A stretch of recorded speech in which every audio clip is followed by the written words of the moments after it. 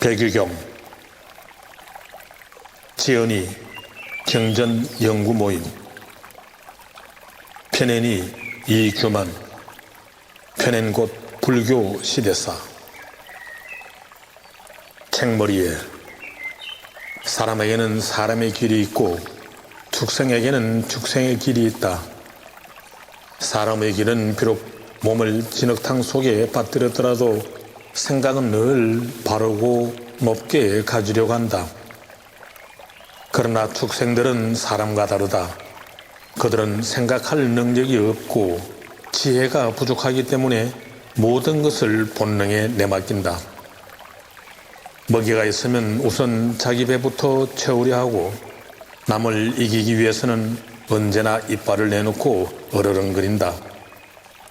힘센 동물을 만나면 꼬리를 내리고 약한 상대를 만나면 두 눈을 부라리면서 어시댄다. 화부터 먼저 내고 아기처럼 욕심을 부린다 해도 축생의 세계에서는 전혀 허물이 되지 않는다. 사람이 사는 법과 축생이 사는 법이 이렇게 판이한데 요즘 세상을 보면 사람이 사람으로 살기보다는 축생으로 살기를 작정한 사람이 더 많은 것 같다. 그 모습은 분명히 사람의 모습이지만 사는 꼴은 축생의 그것을 닮아가고 있다. 그들은 축생처럼 사는 것이 사람이 사는 방법인 줄 안다. 불교의 백유경은 사람이란 이름의 축생으로 살아가는 어리석은 중생들에게 큰 깨우침과 교훈을 주는 경전이다. 인도의 상가세나 스님이 여러 경전 가운데서 재미있는 우화 100여 가지를, 정확하게는 98가지를 가려 뽑아 편찬한 이 경전은 사람들의 어리석음을 꼬집는 내용으로 가득하다. 그래서 이 경은 492년 중인도 출신의 구나버리띠 스님에 의해 중국어로 번역된 이래 많은 사람들에 의해 널리 읽혀져 왔다. 이 경의 매력은 무엇보다도 재미있고 읽기 쉽다는 데 있다. 이솝의 우화는 동물을 주인공으로 하고 있지만 이 경의 우화는 사람이 주인공이어서 훨씬 더 친밀감을 느끼게 한다. 사람들은 이 경을 읽으면서 이련미련하고 어리석기는 축생보다 못한 사람 같으니 하고 혀를 끌끌 찬다. 그런 뒤 책장을 덮고 나면 그 어리석은 사람이 바로 자기 자신임을 깨닫게 된다. 이 경이 단순한 재미 이상의 교훈적 감동을 주는 이유도 여기에 있다. 1. 어리석은 사람 소금 먹기. 어떤 사람이 초대를 받아 친구 집을 방문하게 되었다. 친구는 여러 가지 음식을 차려내 놓았는데 부엌에서 일하는 사람이 간을 못 맞춰 조금 싱거웠다. 음식이 너무 싱거워 맛이 없네. 그가 불평을 하자 친구는 미안해하면서 음식에 소금을 뿌려 간을 맞추었다. 그때서야 음식을 맛있게 먹을 수 있었다. 그리고 이렇게 생각했다. 내가 음식을 맛있게 먹은 것은 소금 때문이었다. 주인이 간을 맞추느라고 소금을 조금만 넣었는데도 그렇게 맛이 있으니 많이 넣으면 얼마나 맛있을까? 집으로 돌아온 그는 그 후부터 음식을 먹을 때 무조건 소금을 많이 넣었다. 그러나 소금을 아무리 뿌려도 친구 집에서 먹은 그런 음식 맛이 나질 않았다. 그는 자기가 소금을 덜 넣어서 그런 줄 알고 점점 더 많이 넣었다. 그러면 그럴수록 음식은 점점 더 맛이 없어졌다. 나중에 그는 완전히 입맛을 잃어버리고 도리어 병만 얻게 되었다.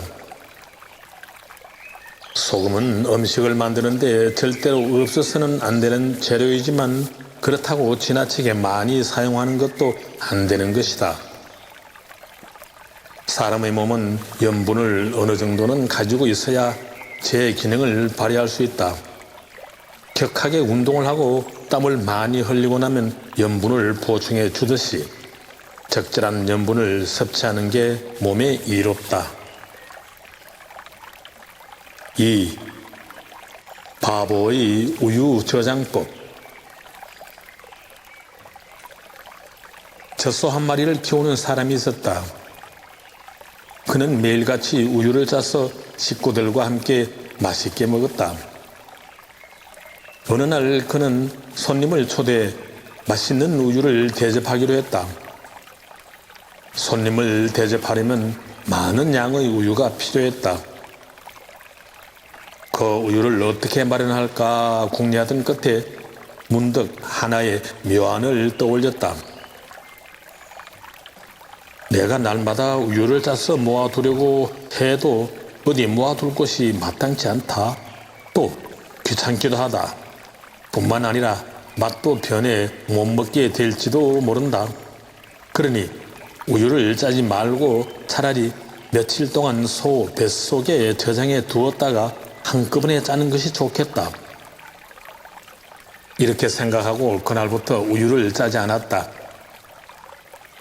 새끼 소가 어미 소의 젖을 빨아먹을까봐 따로따로 매두었다.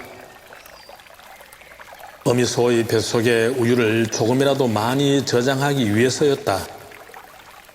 한 달이 지난 후 그는 잔치를 열고 손님을 맞이하였다. 사람들이 모여들자 드디어 그는 항아리를 들고 어미 소의 우유를 짜러 나갔다. 그런데 어찌된 일인가? 한 달 동안 저 소의 뱃속에 저장해 두었던 우유가 한 방울도 나오지 않았다. 그동안 저 소의 젖을 짜주지 않아서 그 젖소의 우유는 다 말라버렸던 것이다. 이를 본 손님들은 돌아서서 그의 어리석음을 비웃었다. 아끼면 똥 된다는 소리가 있다. 무엇이든 필요할 때 사용해야 가치를 발휘하는 것이다. 3. 대머리 사나이의 과대망상. 머리카락이 하나도 없는 대머리 사나이가 있었다. 그는 자신이 다른 사람과 달리 머리카락이 없다는 사실에 큰 자부심을 가지고 있었다. 남들보다 어딘가 다른 데가 있다는 것이 그 사나이의 자존심을 지탱하는 기둥이었다. 그런데 어느 날 장난기 많은 어떤 사람이 배를 가지고 와서 그 머리를 때렸다. 배는 산산조각이 났다. 그러자 그는 재밌다는 듯 2번, 3번 계속 배를 머리에 던졌다. 대머리 사나이의 머리에는 상처가 났지만 그는 참으면서 피하지 않았다. 아니 이 사람아, 왜 피하지 않는가? 머리에 상처가 나서 피가 흐르고 있지 않은가? 옆에서 보던 사람이 딱하다는 투로 말했다. 이 말을 듣고 대머리 사나이는 점잖게 대답했다. 저 사람은 자신의 힘을 믿고 교만하다. 아무데서나 힘자랑을 하니 어리석지 않은가? 그는 내 머리를 돌이라 생각하고 배를 던지는 모양인데 내가 그를 상대해 싸운다면 똑같은 사람이 될 게 아닌가? 그래서야 되겠는가? 옆에 있던 사람이 어이없다는 듯 말했다. 이 사람아, 어리석기는 누가 어리석은가? 저 사람이 자네 대머리를 보고 놀리느라고 배를 던졌는데 자네는 피하기는커녕 머리에 상처까지 냈으니 정말 어리석은 것은 자네 아닌가?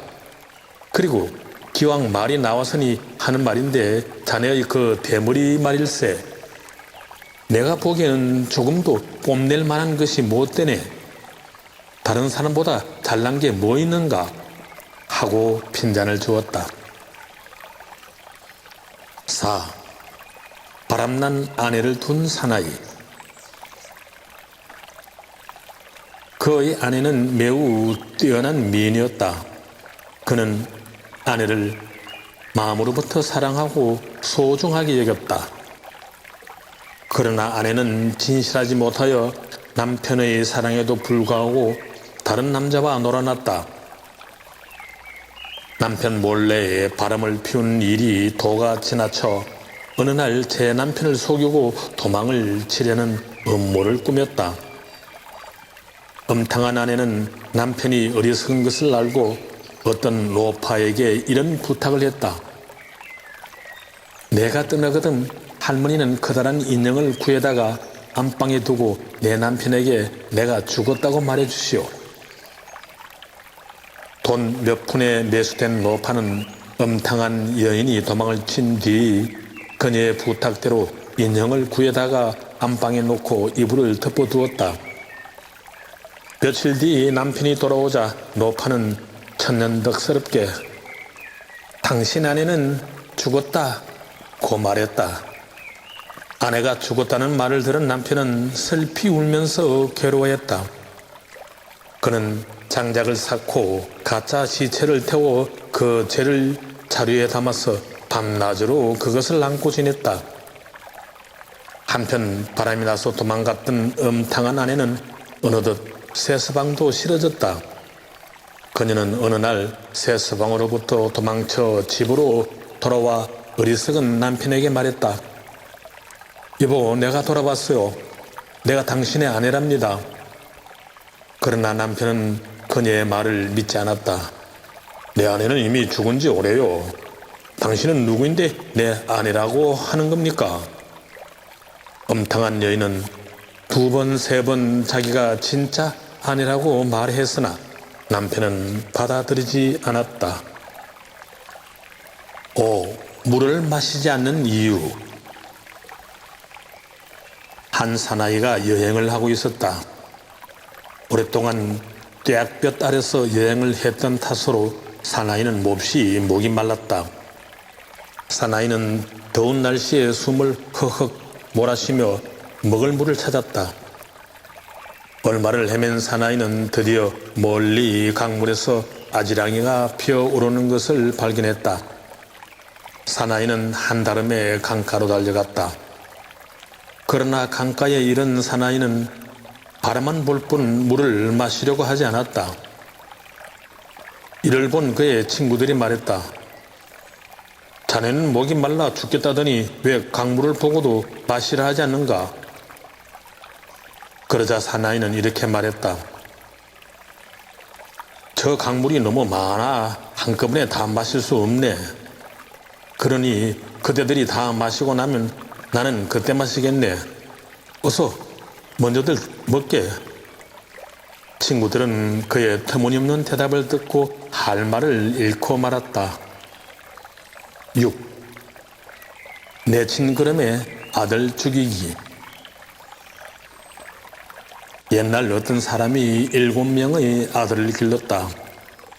그런데 마침 못쓸 전염병이 돌아 첫째 아들이 먼저 죽었다. 그는 아들이 죽자 시체를 집에다 둔 채 길을 떠나려 했다. 이를 본 동네 사람이 그에게 말했다. 산 사람과 죽은 사람이 길이 다른데 어째서 시체를 그냥 두는가? 빨리 장사를 지내 죽은 사람이 갈 곳으로 보내주게. 이 말을 들은 그는 이렇게 생각했다. 만약 집에 두지 않고 꼭 장사를 지내야 한다면 조금 기다렸다가 둘째가 죽거든 함께 장사를 지내는 것이 더 낫겠다. 며칠이 지난 뒤 병을 앓던 둘째가 죽었다. 그는 그때서야 2개의 상녀를 만들어 장사를 지냈다. 동네 사람들은 일찍이 없었던 일이라 모두 돌아서서 수군거렸다. 이 일은 비유하면 이렇다. 어떤 수행자가 남몰래 한 가지 계율을 범했다. 그런데 그 수행자는 참회하기를 꺼려해서 잠자코 허물을 덮어두려고 했다.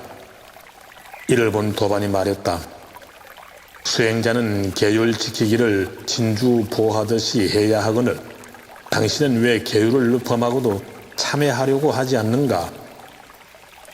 이에 파괴한 수행자가 대답했다.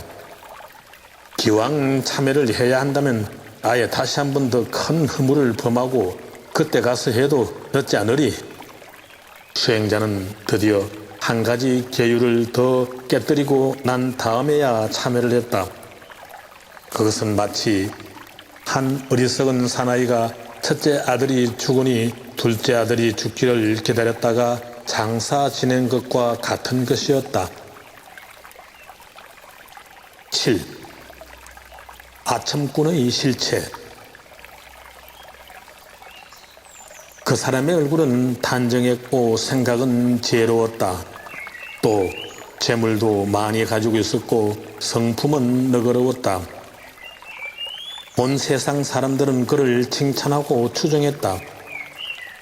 그를 따르는 사람 가운데 감교한 생각을 가진 자가 있었다. 그는 짐짓 칭찬받는 사람을 나의 형님이라고 불렀다. 그 까닭은 그가 재물이 많기 때문에 그것을 빌려 쓰기 위함이었다. 그러나 빚을 갚을 때는 언제나 나의 형님이 아니다라고 말했다. 곁에 있던 사람이 그에게 비난하는 투로 말했다. 그대는 재물이 필요하면 남을 형으로 삼고 빚을 갚게 되면 다시 형이 아니라고 말하는데 왜 그런가? 나는 재물을 얻기 위해 그를 형이라고 하지만 실제는 나의 형이 아니기 때문에 빚을 갚았을 때는 형이 아니라고 한다. 그게 어떻단 말인가? 말을 꺼냈던 사람은 벌어진 입을 다물 수가 없었다. 8. 몸에 맞지 않는 옷. 남의 물건을 훔치는데 귀신 같은 재주를 가진 산도적이 있었다. 여기저기 닥치는 대로 물건을 훔치는데 재미를 붙인 산도적은 어느 날 삼엄한 경비를 뚫고 임금님의 창고에 있는 물건까지 훔쳐냈다. 그 가운데는 항상 임금님이 입는 옷도 있었다. 산도적은 그 옷을 입고 도적 노릇을 계속했다. 한편 창고에서 많은 물건을 잃어버린 임금님은 화가 머리끝까지 났다. 임금님은 병사들을 풀어 그 도적을 잡아 들이도록 했다. 도적은 의외로 쉽게 잡혔다. 임금님의 옷을 입고 도둑질을 했기 때문에 다른 사람의 눈에 금방 드러났기 때문이다. 산도적을 포박해 압송해오자 임금님은 친히 그를 신문했다. 너희가 입고 있는 옷은 누구의 옷이냐? 어디에서 훔쳤느냐? 이 옷은 절대 훔친 옷이 아닙니다. 저의 할아버지 때부터 물려받아 입은 옷입니다. 뭐라고? 할아버지 때부터라고? 임금님은 기가 막혔다. 그렇다면 좋다. 옷을 벗었다가 다시 한번 입어보아라. 만약 순서에 맞게 입는다면 너희 할아버지 때부터 물려받은 것으로 인정하겠다만 제대로 입지 못한다면 훔친 것이 틀림없다. 산도적은 입고 있던 옷을 벗었다가 다시 입으려 했다. 하지만 그 옷은 본래부터 입었던 것이 아니므로 다리에 끼울 것을 팔에 끼우고 팔에 끼울 것을 허리에 감는 등 순서가 맞지 않았다. 그 옷이 할아버지 때부터 물려받은 것이라면서 어찌 입을 줄도 모르느냐? 그 옷은 확실히 도둑질한 것이 분명하다. 그 옷은 내 옷이 아니다. 도둑은 할 말이 없었다. 거짓은 거짓을 낳는다. 9. 과장된 자랑의 함정. 어떤 사람이 남들 앞에서 자기 아버지의 훌륭한 점을 말했다. 우리 아버지는 참으로 인자하신 분이다. 남을 해치는 일이 없고 물건을 훔치는 일이 없다. 늘 진실한 말만 하시고 남을 위해 많은 선행을 베푼다. 자랑을 하던 한 어리석은 사람이 질 수 없다는 듯 나서며 말했다. 우리 아버지의 덕행은 너희 아버지보다 더 훌륭하다. 어떤 덕행을 쌓았기에 훌륭한지 어디 한번 들어보자. 그는 엄숙한 표정으로 사람들에게 말했다. 우리 아버지는 어릴 때부터 여자를 가까이 하지 않았다. 어렸을 때부터 여자를 가까이 하지 않았다고? 그러면 너는 어떻게 태어났는가? 너희 아버지가 너를 낳은 걸 보면 여자를 가까이 했기 때문 아닌가? 만약 자네의 아버지가 진실로 어렸을 때부터 여자를 가까이 하지 않았다면 자네 어머니는 새 서방을 얻어 자네를 낳은 것이 분명하다. 그렇다면 아버지는 훌륭할지 모르나 어머니는 깨끗하지 못한 여자가 아닌가? 여러 사람이 비웃고 조롱하자 그는 고개도 들지 못하고 뒷걸음질을 쳤다. 10. 삼층부터 집 짓기. 재물은 많았지만 무식해서 아는 것이라고는 아무것도 없는 부자가 있었다. 어느 날 그는 다른 부잣집으로 놀러 갔다가 3층으로 된 노각을 보았다. 그 노각은 화려하고 웅장하고 아름답게 지은 것이어서 보는 사람의 마음을 빼앗기에 충분했다. 부자는 그 노각을 부러워하면서 이렇게 생각했다. 내 재물이 저 부자보다 결코 적지 않다. 그렇다면 나도 얼마든지 3층 노각을 가질 수 있다. 그는 목수를 불러 물었다. 저 집의 3층 노각처럼 화려하고 웅장한 노각을 지을 수 있겠는가? 걱정하지 마십시오. 저 3층 노각은 제가 지은 것입니다. 어려울 것이 없습니다.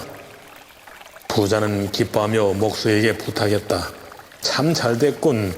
당신은 이제부터 나를 위해 저 집보다 더 멋있는 노각을 지어주게. 목수는 곧 땅을 고른 뒤 벽돌을 깔고 누각을 짓기 시작했다. 그러나 무식한 부자는 목수의 집 짓는 방법의 이해가 되지 않았다. 그래서 목수에게 물었다. 어떤 집을 짓고 있는가? 3층 누각을 짓고 있습니다. 아니 이것은 3층이 아니고 1층이 아닌가? 1층을 먼저 짓고 그 다음에 2층 그리고 3층을 짓는 것이지요. 목수의 대답에 무식한 부자는 역정을 내며 말했다.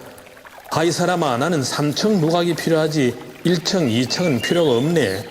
그러니 아래 2층은 빼고 3층부터 짓게. 어찌 그렇게 할 수 있겠습니까? 아래층을 짓지 않고는 위층을 지을 수가 없습니다.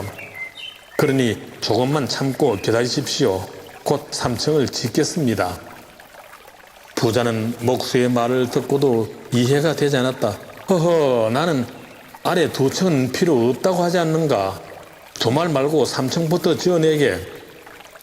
목수와 부자의 이 같은 실랑이가 계속되자 사람들은 배꼽을 잡고 웃음을 참지 못했다. 어떻게 아래층을 짓지 않고 위층을 짓겠단 말인가? 저 부자는 무식하고 어리석은 사람이다. 11.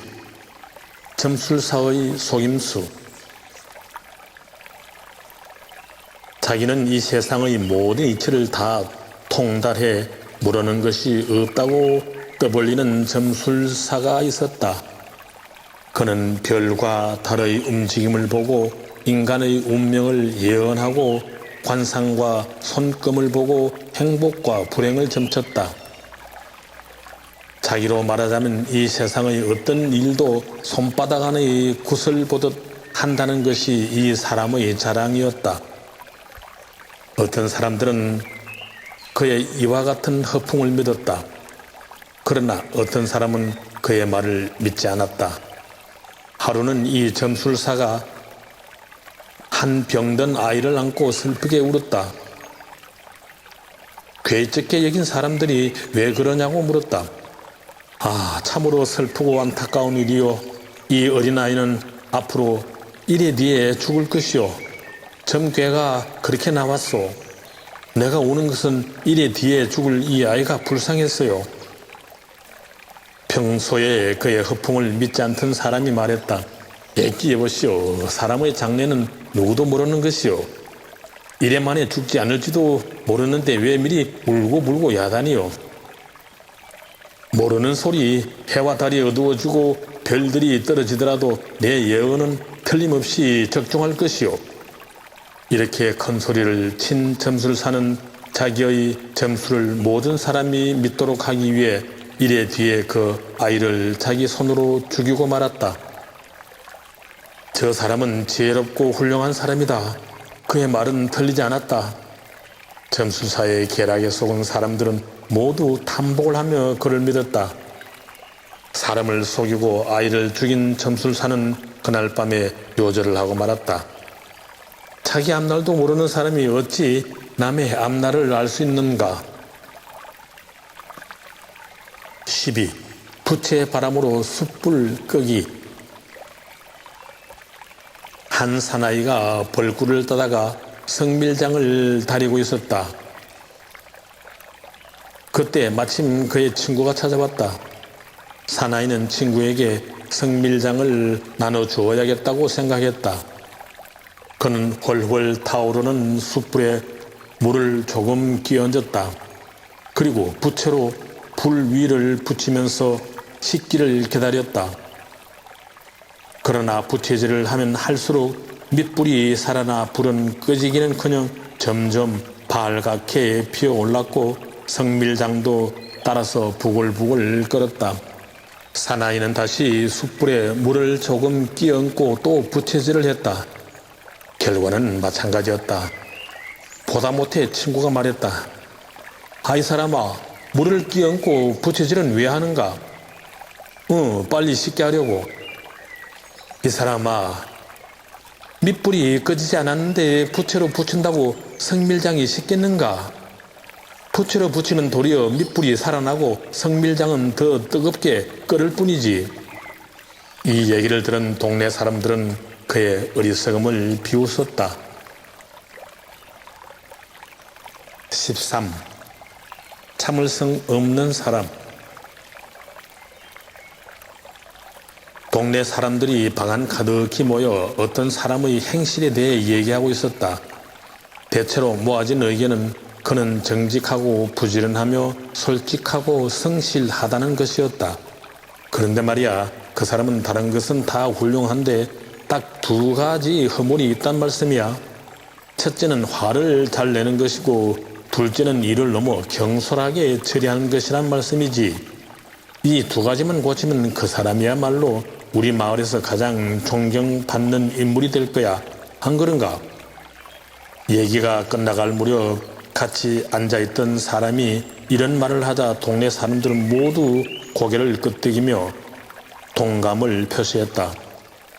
그런데 이 일이 공교롭게 되느라고 화제의 주인공이었던 사람이 문 밖을 지나가다가 이 얘기를 들었다.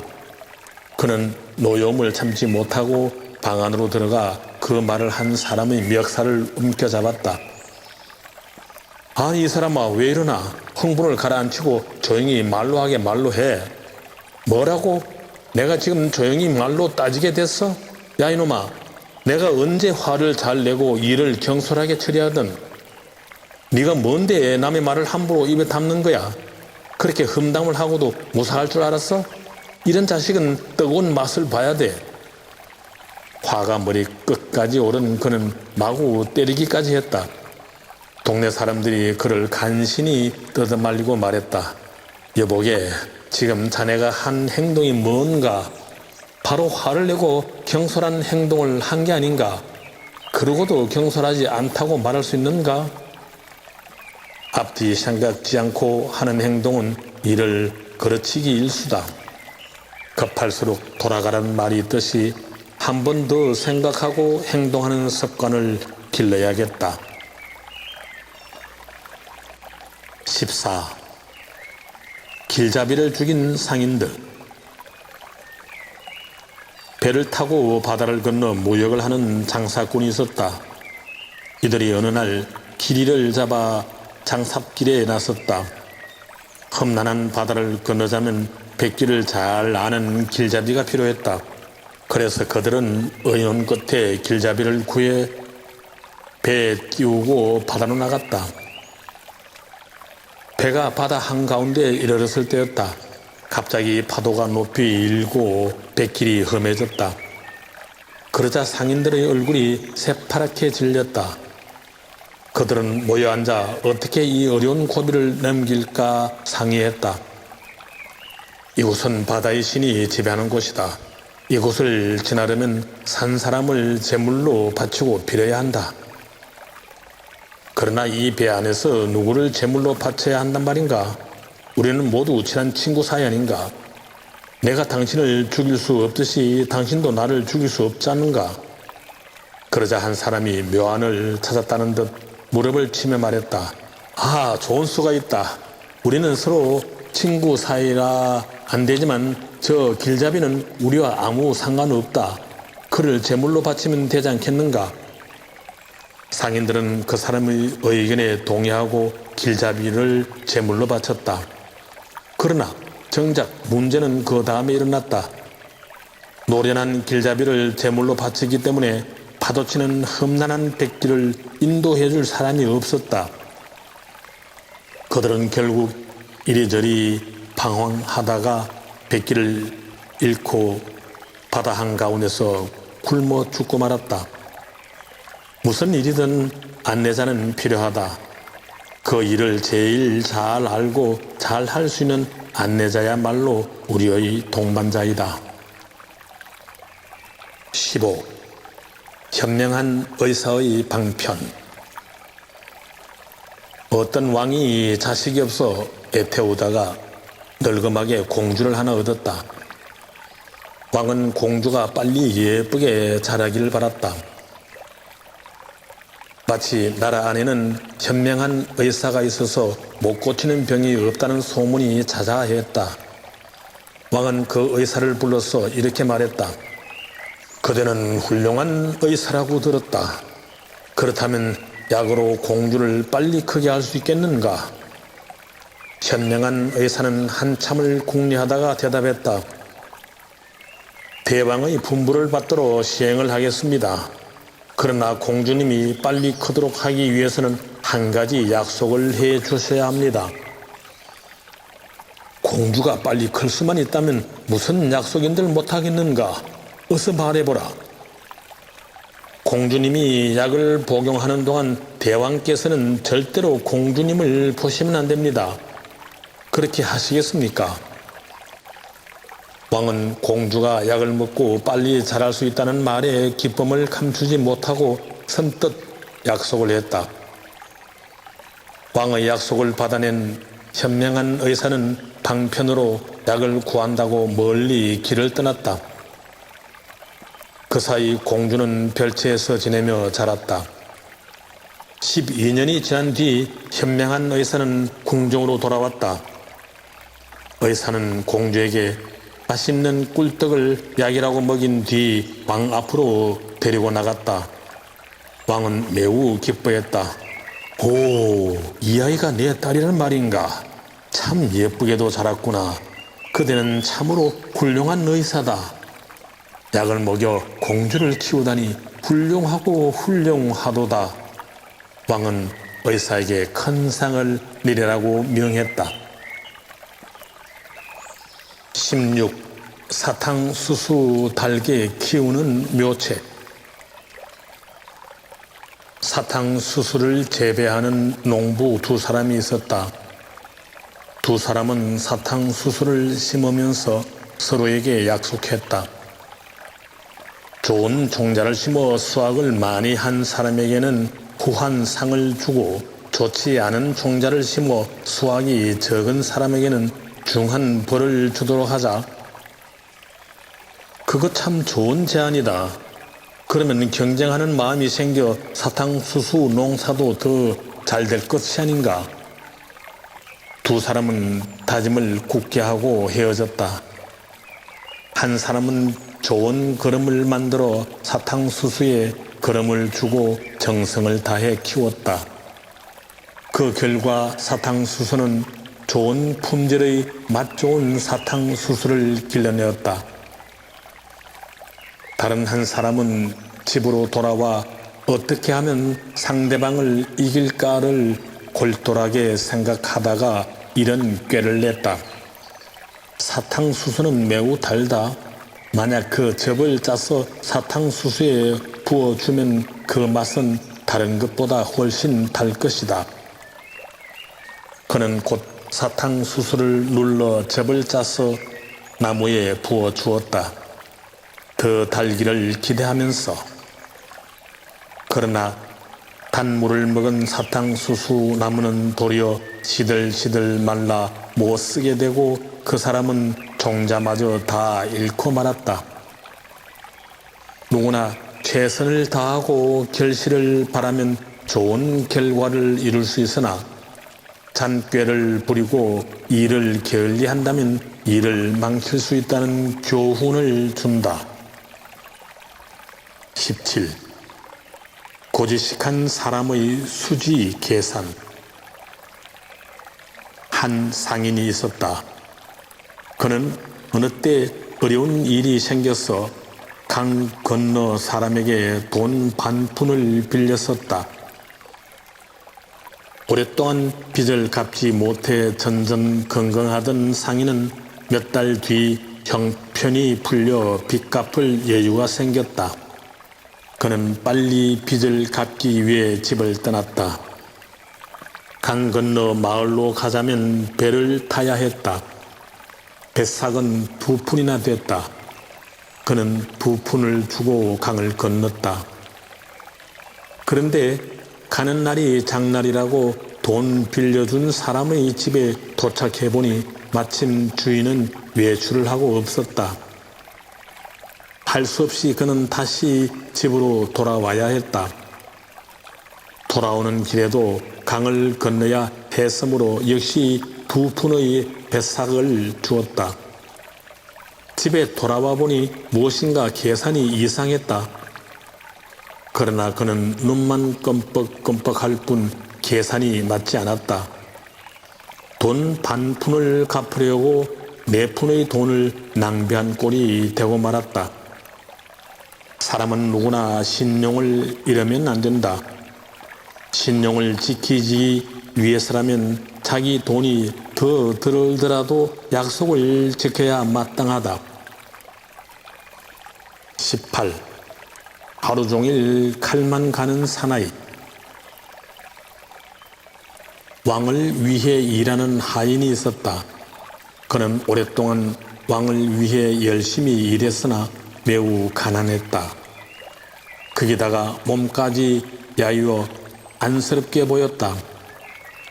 왕은 이를 보고 불쌍히 여겨 죽은 낙타 한 마리를 주었다. 그는 그것을 얻어 가죽을 벗기려 하였다. 그러나 칼이 무디어서 낙타 가죽을 벗기기에 적당하지 않았다. 어디에 숫돌이 있으면 좋을 텐데 사나이는 사방팔방으로 숫돌을 찾다가 다락방에서 그것을 발견했다. 사나이는 좋아라 하며 다락방에서 숫돌에 칼을 갈아 가지고 아래층으로 내려와 낙타 가죽을 벗겼다. 그러다가 칼이 무뎌지면 다시 다락방으로 올라가 칼을 갈아서 내려왔다. 이렇게 여러 차례 아래 위층을 오르내리던 사나이는 몹시 피곤함을 느꼈다. 가죽을 벗기려니 칼이 자꾸 무뎌진단 말이야. 그렇다면 칼이 무뎌지지 않도록 칼을 더 날카롭게 갈아야지. 사나이는 낙타를 아래층에 매달아 둔 채 다락방에서 하루 종일 칼만 갈았다. 그 사이 낙타는 부패하여 쓸 수가 없게 되었다. 19. 엉뚱한 곳에서 은사발 찾기. 어떤 사람이 배를 타고 바다를 건너가다가 은사발 하나를 빠뜨렸다. 어떻게 해야 좋을지 궁리하던 끝에 이런 생각을 했다. 은사발이 빠진 물에 그물거 표시를 해 두었다가 나중에 다시 찾자. 그리고는 여행을 계속해 2달 만에 어떤 항구에 도착했다. 그는 배에서 내려 은사발을 찾기 위해 물 속으로 들어갔다. 이를 본 사람이 물었다. 어쩌자고 물에 들어가는가? 내가 은사발을 바다에 빠뜨렸다. 지금 그것을 찾으려고 한다. 어디서 이랬는가? 배를 탄 지 얼마 되지 않았을 때였다. 언제 이랬는가? 2달 전이다. 이런 지가 2달이나 되었는데 어떻게 그것을 찾겠는가? 내가 은사발을 잃었을 때 은사발이 빠진 그 물에다가 그물 표시를 해두었다. 그때 표시를 해둔 물과 지금 이 물은 조금도 다름이 없다. 그래서 찾는 것이다. 사람들이 그의 말을 듣고 어이없이 하면서 말했다. 여보시오, 물은 비록 다르지 않지만 잃어버린 곳은 다르지 않는가? 은사발이 빠진 곳은 다른 곳인데 어떻게 여기서 찾으라 하는가? 이 말을 듣고 보니 정신이 퍼뜩 들었다. 같은 물이지만 잃어버린 곳이 다르다는 것을 깨달았다. 20. 권력자의 행포. 옛날 어떤 왕이 있었다. 그는 매우 포악하여 백성들의 원성이 자자했다. 누군가가 왕을 이렇게 비난했다. 대왕은 매우 포악하다. 나라를 다스리는데 원칙이 없다. 백성들은 불안에 떨고 있다. 이 말은 왕의 귀에까지 들어갔다. 왕은 몹시 화를 냈다. 옆에 있던 간신배가 이를 보고 평소에 원한이 있던 어진 신하를 범인으로 지목했다. 왕은 사실을 끝까지 조사해 보지도 않고 그를 잡아다가 궁둥이 살 100냥을 베어내었다. 그때 한 용기 있는 사람이 나서서 그가 왕을 비난한 사실이 없음을 증명했다. 왕은 크게 뉘우쳤다. 그리하여 이번에는 간신배의 살 1000냥을 베어 그의 웅덩이에 붙여주었다. 그러나 죄 없이 궁둥이 살을 베어냈던 어진 신하는 계속 고통에 신음했다. 왕은 한밤중에 그 신음 소리를 듣고 신하에게 물었다. 왜 그리 괴로워하는가? 너는 100냥의 살을 베어냈지만 1000냥의 살을 갖다 붙이지 않았느냐? 그런데도 만족하지 않는가? 대왕이시여, 만약 대왕께서 왕자의 목을 쳤다가 잘못됨을 알고 다른 이의 목 1000개를 붙이려 했다면 어찌 되었겠습니까? 아무리 그리 했어도 왕자께서는 죽음을 면치 못했을 것입니다. 그와 같이 저도 비록 10뼈의 살을 얻었지만 이 고통은 어찌할 수 없습니다.